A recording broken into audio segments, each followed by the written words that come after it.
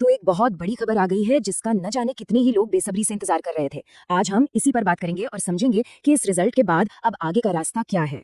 जी हाँ, finally IBPS PO pre का result out हो चुका है। सब जानते हैं काफी दिनों से इंतजार चल रहा था और अब वो घड़ी आ ही गई है। अब जैसे ही रिजल्ट आया है सब लोग अपने शिफ्ट्स, अटेम्प्ट्स और स्टेटस को कंपेयर कर रहे हैं ये जानने के लिए कि आखिर हुआ क्या।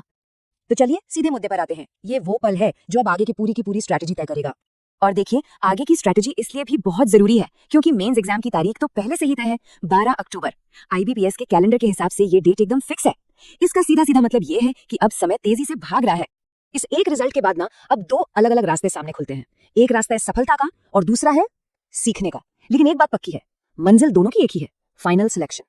तो ये दो अलग अलग माइंडसेट है। जिनका क्लियर हो गया है उनके लिए ये एक अधूरी खुशी है और जिनका नहीं हो पाया उनके लिए पहला कदम है निराशा को स्वीकार करना।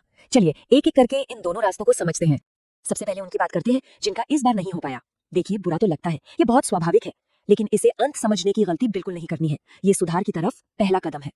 और इस रास्ते पर सबसे जरूरी बात यही है, जो इस सच्चाई को मान लेगा, जो एक्सेप्ट कर लेगा, वही आगे इंप्रूव भी कर पाएगा।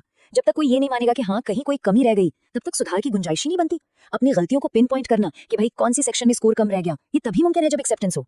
अब किसी और पर गलती डालने से तो कुछ होगा नहीं, वजह समझनी होगी। हो सकता है तैयारी में ही कोई कमी रह गई हो, या फिर शिफ्ट ही बहुत मुश्किल आ गई हो। कभी कभी बस दिन अच्छा नहीं होता, या फिर कोई बाहरी कारण आपके प्रदर्शन पर असर डाल देता है। वजह चाहे जो भी हो, उसे पहचानना बहुत जरूरी है। तो आगे बढ़ने का रास्ता ना बिल्कुल साफ है। पहला कदम अपनी गलती मान लो और दूसरा उसी पल से सुधार की शुरुआत कर दो। इसका सबसे अच्छा तरीका क्या है? अपने पुराने मॉक्स के स्कोर को देखो, एनालाइज करो और कमजोर टॉपिक्स की एक लिस्ट बनाओ ताकि अगली तैयारी एकदम फोकस्ड हो।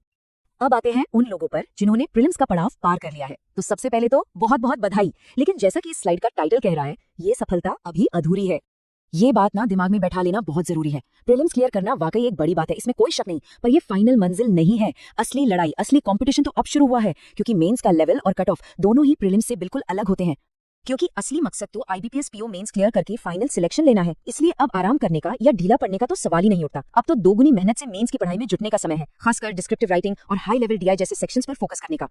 तो चाहे रिजल्ट पास हो या फेल, अब दोनों ही सूरतों में एक ही सवाल है जो सबसे जरूरी है, अब आगे क्या।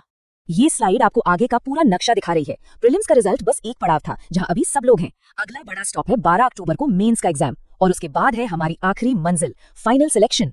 तो इस पूरी बातचीत के आखिर में ये एक सवाल सबसे ज्यादा मायने रखता है। परिणाम चाहे जो भी रहा हो, हर कैंडिडेट को ये सोचना चाहिए, इस परिणाम से मैंने सीखा क्या? क्योंकि यकीन मानिए, यही सीख आखिर में मंजिल तक लेकर जाएगी।